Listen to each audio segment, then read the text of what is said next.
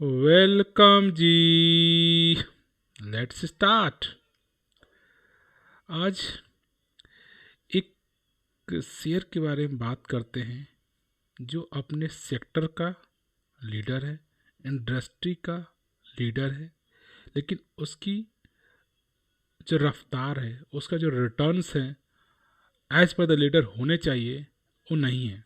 और now they are slowly start picking up his race. So अगर हम आज के दिन के उसके परफॉर्मेंस की बात करते हैं तो आज के एक दिन में ये 2% ऊपर रहा है। ठीक है, मार्केट अप होते ही ये ऊपर गया और धीरे धीरे ऑलमोस्ट अप डायरेक्शन में ही रहा। करेक्ट। अगर हम इसकी एक महीने की बात करते हैं तो एक महीने ने इस स्टॉक्स ने मात्र आपको 10% का रिटर्न दिया है। एक महीने पहले ये 7,000 के आसपास था, आज 7,600 के आसपास ट्रेड कर रहा है। बट अगर इसके हम लॉन्ग टर्म्स की बात करें, एक मैक्सिमम चार्ट की बात करें, तो ये एक ऐसा चार्ट है। देखिए, ये स्टार्ट ऑलमोस्ट 150 के हिसाब से हुआ है और ये ईयरली वाइज हर ईयर के बेस पे आप देखो धीरे धीरे ऊपर गया, फिर ऊपर गया, फिर डाउन, फिर ऊपर गया, फिर कंसोलिडेट, फिर ऊपर गया, फिर डाउन, फिर कंसोलिडेट, ऊपर गया, फिर डाउन हुआ, फिर अप हुआ, फिर अप हुआ, फिर डाउन हुआ, फिर अप हुआ, फिर अप गया, फिर डाउन गया, फिर अप गया, फिर डाउन गया, फिर अप जा रहा है। राइट। सो अब देख रहे हो इसका जो प्रोग्रेस है प्राइस मूवमेंट का, वो धीरे धीरे आगे बढ़ रहा है। सो ये स्टिल इस शेयर ने अपने शेयर होल्डर को जो मैक्सिमम इसको होल्ड किया था वो 4,000% का रिटर्न्स उसके पास है। लेकिन आप देखोगे, सो अगर ये 1-2 साल से ये इसका चार्ट पैटर्न स्लो में दिख रहा है, लेकिन अगर नीचे से बात करते हो तो ये ऊपर के डायरेक्शन में अब जा रहा है। अगर हम इसको कंपेयर करते हैं कि इस स्टॉक्स ने क्या रिटर्न दिए और सेक्टर, अगर हम बात करें, इस स्टॉक से सिर्फ 9% रिटर्न आपको मंथली दे रहा है, लेकिन सेक्टर जिस सेक्टर में काम करता है सेक्टर 26% के रिटर्न दे रहे हैं। सो अपने सेक्टर का लीडर होने के बावजूद भी ये रिटर्न्स एज पर सेक्टर भी नहीं दे रहा है। इवन एज सेंसेक्स के आसपास है, सेंसेक्स ने 5 के आसपास दिया है, 9 के आसपास दिया है। सो आप देखोगे वीकली बेसिस में इसमें नेगेटिव रिटर्न्स है, मंथली 10% के आसपास, एक ईयर में कोई रिटर्न नहीं दिया टिल ईयर डेट टुडे। अगर हम बात करते हैं ईयरली की तो 10% का रिटर्न है, 3 ईयर का 11%, 5 ईयर का 35%, 10 ईयर का 600%। तो लॉन्गर पीरियड ऑफ टाइम में एक आपके पैसे को ये 6 गुना कर दिया है। अगर हम बात करते हैं इसकी कुछ रेवेन्यू की, तो आप देखोगे 2060 में इसके रेवेन्यू 68,000 करोड़ थे, 79,000 करोड़, 86,000 करोड़ प्रोग्रेस हो जाता है। जैसे लॉकडाउन का डिक्लेयर हुआ 2020 में, इसके सेल्स और रेवेन्यू में गिरावट हुई और 75,000 करोड़ देन 70 करोड़ के आसपास। अगर इसी तरह अगर इसके नेट प्रॉफिट भी देखोगे तो ये आप देखोगे 7,300 करोड़, 7,700 करोड़, 7,400 करोड़। लॉकडाउन में के बाद ये 5,500 करोड़, देन 4,200 करोड़। सो अब देख रहे हो कि इसका जो पैटर्न है ये डाउन साइड में है। अगर हम बात करते हैं इसके सेल्स की, तो क्वार्टरली वाइज देखो sales 4,000 crore, then 18,000 crore, then 23,000, 24,000। आप देखो जून क्वार्टर में इसका 17,000 करोड़ ओनली है। तो प्रोग्रेस काफ़ी अच्छा था, लेकिन इस समय फिर डाउन हो गया। अगर ईयरली वाइज देखोगे तो 2017 में इसका 68,000 करोड़ था, 79,000 crore, 86,000 crore, 75,000 crore. In the now it's March 2021 they have 17,000 crore cell.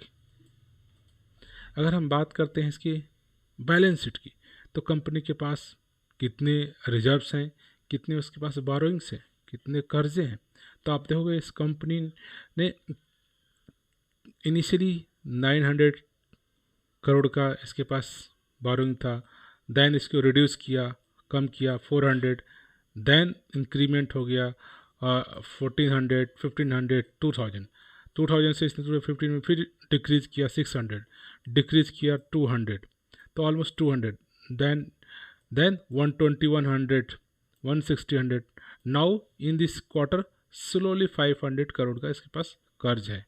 लेकिन आप इसके कंपेयर करो रेवेन्यू की, जो रिजर्व्स इसके पास इन हैंड है वो 12,000 करोड़, 14,000 करोड़, 15,000, 18,000, 21,000, 24,000, 30,000, 36,000, 42,000, 46,000, 49,000, इवन 52,000 का इसके पास आज की डेट में रिजर्व्स है। तो आप कह सकते हैं ऑलमोस्ट ये कंपनी डेट फ्री है। कंपेयर करो रिजर्व 52,000 करोड़ 500 करोड़ में जब चेक लिंक करें।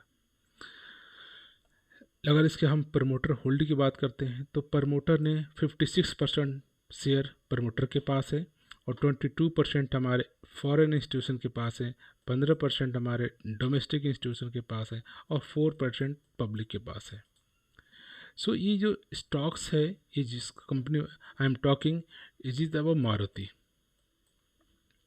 सो मारुति अपने सेक्टर का लीडर है, ठीक है। तो ये किस कंज्यूमर किस में काम करता है, जो 4 व्हीलर्स में, और ये लार्ज कैप का स्टॉक्स है। रैंक की बात करते तो 22nd रैंक है और इसकी स्टॉक्स की जो रिस्क है वो लो है, क्योंकि ये लार्ज कैप का स्टॉक्स है। स्लोली एक, आप ये इसका चार्ट भी देखोगे मैक्सिमम का, स्लो एकदम एक स्मूथ चाल से चलता रहता, ऊपर गया, थोड़ा सा डाउन हो गया, फिर ऊपर गया, फिर थोड़ा डाउन हुआ, फिर नीचे गया, फिर ऊपर हुआ, फिर नीचे हुआ, फिर ऊपर हुआ, फिर नीचे हुआ, फिर ऊपर हुआ, फिर नीचे, अब ऊपर की चांसेस इसको दिख रहे हैं। तो अगर इसके सेक्टर की पी की बात करोगे तो सेक्टर की पी नेगेटिव में है और ये आपको 51 के पी पे मिल रहा है। अगर इसके हम मैनेजमेंट की बात करें इस कंपनी के, तो इस कंपनी में कोई नो रेड फ्लैग है और स्टिल ये स्टॉक्स गुड थिंग है कि ये ओवरबॉट जोन में नहीं है, तो good time to consider for entry. Stocks का डिविडेंड सो अट्रैक्टिव नहीं है, लेकिन returns as per the better है और आज की डेट में स्टॉक्स अपने इंट्रिंसिक वैल्यू से लार्जर पे ट्रेड कर रहा है, राइट। सो अगर हम बात करें इसकी बिजनेस की, आप सभी को पता है मारुति मतलब कि 4 व्हीलर गाड़ी, कार हम लोग कहते हैं ना, कार का मतलब बाय डिफ़ॉल्ट मारुति। तो मारुति के पास बहुत सारे वैरायटी कार है और ये बात कर सकते हैं ना, डिफरेंट काइंड ऑफ इसके पास 4 व्हीलर्स हैं। अगर आप बात करो सेक्टर की, तो आप देखो कि मार्केट शेयर आप मेजर कार मैन्युफैक्चरर, तो आज के हम देखें कितने मारुति से उसकी भी कार बनाती है 4 wheeler, Hyundai, Tata, Kia, Mahindra, Renault, Honda, Toyota. तो उसमें देखोगे 47% जो शेयर मेजॉरिटी है ना, वो किसके पास है, मारुति के पास। 46% जो मार्केट शेयर है वो मारुति सुजुकी ने कैप्चर किया है और रिमेनिंग 53% आसपास अदर सारे लोगों ने मिला। सो आप समझ सकते हो कि हाफ जो आप रोड पे जो 4 व्हीलर देखोगे, आप आधी मारुति की देखोगे एज इन आवर कंट्री। अगर हम इसकी बात करें प्रोडक्ट की, तो आप चेक कर सकते हो, आप इसके पास प्रोडक्ट देखो, आप ये वैगनार आप चेक कर सकते हो, आप सेलेरियो आप देख सकते हो, आप ये देखो स्विफ्ट के बारे में बात कर लो, आल्टो देखो कितना मार्केट में दिखता है आपको। So these are the, even आप इसकी वैन्स की बात करते हैं तो इको वैन, आपको मारुति वैन्स, इको वैन की बात होती है। इसमें MEB और SUV की बात करते हो, एस्प्रेसो बात हो रही है, ब्रेजा बात हो रही है, तो इनके पास मल्टीपल्स काइंड ऑफ, ये आप देखो जो बड़ी गाड़ी की बात करोगे तो अर्टिगा की बात हो इनके पास है। इसी तरह बात करोगे कमर्शियल में तो सीडान की बात करो, डिजायर्स की बात हो, इनके पास वराइटीज़ ऑफ 4 व्हीलर्स हैं और not only one kind of four wheeler, और इसी की वजह से इनके डिफरेंट प्राइस रेंज में इनके पास फोर व्हीलर हैं और ये मैन्युफैक्चर करते हैं और सेल करते हैं। और by default in our countries अगर कोई नॉर्मल आदमी से बात करो, car means Maruti. Maruti is the company, but Maruti ने बहुत सारे कस्टमर बेस को एक्वायर कर रखा है, जिसकी वजह से ये मार्केट लीडर है। और पूरे कंट्रीज़ की बात करें अपने, सो ऑलमोस्ट 50% जो ना मार्केट कैप्चर कंज्यूमर बेस जो है वो मारुति के पास है, राइट। सो अगर हम बात करते हैं, ये ठीक है प्राइस स्लोली आगे हो रहा है, लेकिन ये एक गुड थिंग्स है कि आप अब इस शेयर होल्डर को हर साल डिविडेंड के रूप में ये पे करता रहता है आपको। आप अगर इस कंपनी के शेयर आपके पास हैं तो हर साल पर शेयर के हिसाब से आपको शेयर आपको एक काइंड ऑफ डिविडेंड मिलता रहता है। आप देख लो 2004 से हर साल 2004, 5, 6, 7, 8, 9, 10, 11, ठीक है, 11, 12, 13, 14, 15, 16, 17, 18, 19, 20, 21, आप चेक करोगे मीन्स कि आप देखोगे क्या, आप देखो 80 रुपीज़ पर शेयर। अगर आपके पास एक शेयर है तो आपको 80 रुपीज़, अगर 100 शेयर है तो आपको 100 मल्टीप्लाई बाई 80, 8,000 का आपको बाय डिफ़ॉल्ट अकाउंट में पैसा आ जाता है। तो ये कंपनी कंटिन्यूस बेस पे अपने शेयर होल्डर को डिविडेंड के फॉर्मेट में कुछ तो कुछ बेनिफिट देती रहती है। तो this is one good things. So आप इसकी बात करते हैं, ये का जो इंट्रेंसिक वैल्यू से ज़्यादा पे ट्रेड कर रहा है तो उसकी इंट्रेंसिक वैल्यू क्या है। तो अगर इस चार्ट को देखोगे तो ये आज से नहीं तो पिछले 5 to 6 ईयर से ये अपने इंट्रेंसिक वैल्यू से ज़्यादा पे ट्रेड कर रहा है। इसकी ये जो रेड कलर है इसको देखोगे मार्केट प्राइस है, ये डार्क ब्लू कलर देखोगे ये इसकी इंट्रेंसिक वैल्यू है। तो आज के डेट में इसकी इंट्रेंसिक वैल्यू ऑलमोस्ट इतनी है, लेकिन ये प्राइस, इसका रेट प्राइस है 6,000 के आसपास। सो ये क्यों कि ये मार्केट लीडर है और हर जगह इसके गाड़ियाँ, इसके फोर व्हीलर्स लोग यूज कर रहे हैं। अगर मैं बेसिक फंडामेंटल क्वेश्चंस की बात करें इसके, is Maruti Suzuki good for long terms investment, क्या मारुति सुजुकी हमारे लंबे पीरियड के लिए एक इन्वेस्टमेंट के लिए अच्छा स्टॉक्स है। तो आप इसको देखो, fundamental of Maruti Suzuki look strongs.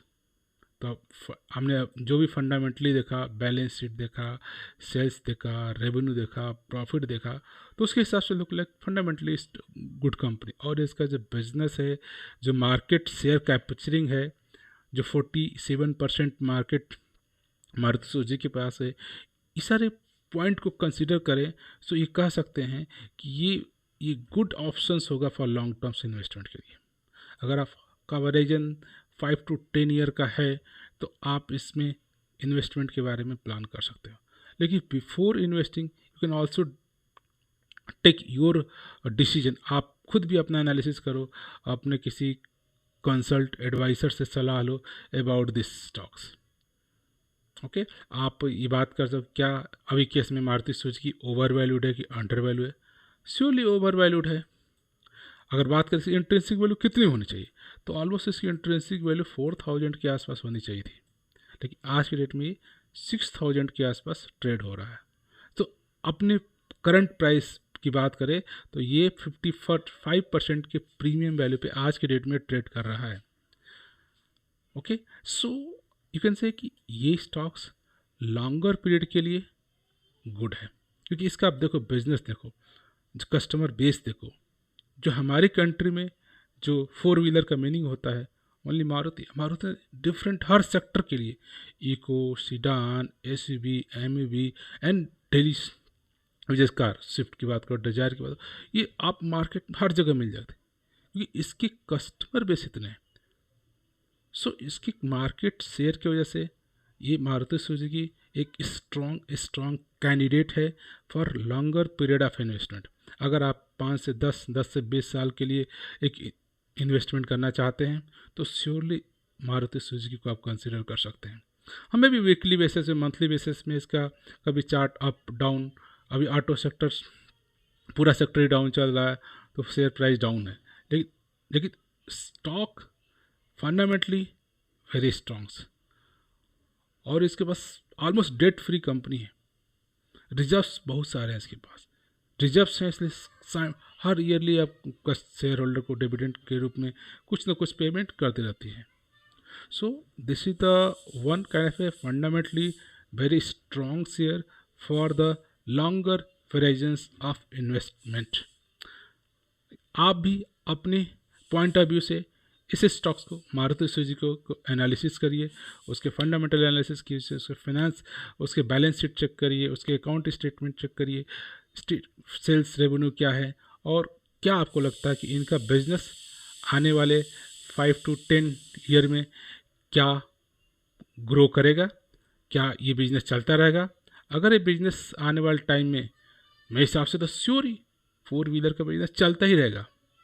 तो आज की डेट में अगर 6000 का शेयर है, तो आने वाले 15 to 13 ईयर में श्योरली इसका प्राइस काफ़ी हाई जाएगा। तो आपके पास जब भी आप स्टॉक को एनालिसिस करो और आपके पॉइंट ऑफ व्यू से ये फिट बैठता है लॉन्ग टर्म्स इन्वेस्टमेंट के लिए, तो जब भी आपके पास है थोड़ा थोड़ा थोड़ा थोड़ा थोड़ा करके स्टॉक्स को एकोमोडेट करते रहिए। इकट्ठे पैसे नहीं लगा सकते, कभी भी मार्केट में एक साथ सारे पैसे मत लगाइए। थोड़ा पैसा है थोड़ा लगा लीजिए, फिर थोड़ा पैसा थोड़ा लगा लीजिए, थोड़ा पैसा थोड़ा लगा लीजिए। आई डोंट नो कभी मार्केट अप जा रही डाउन आ रही, अप जा रही डाउन आ रही, अप जा रही डाउन आ रही, जिस हिसाब का डाउन होते जाते वहाँ पैसा लगाते जाओ, पैसा लगाते जाओ, पैसा लगाते जाओ, पैसा लगाते जाओ। तो आप ट्राई किया करो किसी स्टॉक्स में, कोई फंडामेंटली स्ट्रॉन्ग स्टॉक्स है तो उसमें kind of systematic investment plan, time to time जब भी स्टॉक मार्केट में उसके शेयर प्राइस में डाउनफॉल आता है, 10% डाउन, 2% डाउन, 5% डाउन, आप थोड़ा सा उसका एकोमुलेट कर दीजिए, फिर वेट करिए, थोड़ा सा फिर डाउन होता है, फिर एकोमुलेट कर लीजिए। स्लोली स्लोली शेयर मार्केट में आप एक साथ सारा पैसा लगा के आप लगाने की कभी कोशिश मत करिए, ठीक है। सो ट्राई करिए, अपना खुद लेवल का एनालिसिस करिए, आइडेंटिफाई करिए और फिर इन्वेस्टमेंट करिए। Okay, from this note I would like to say thank you for watching this video.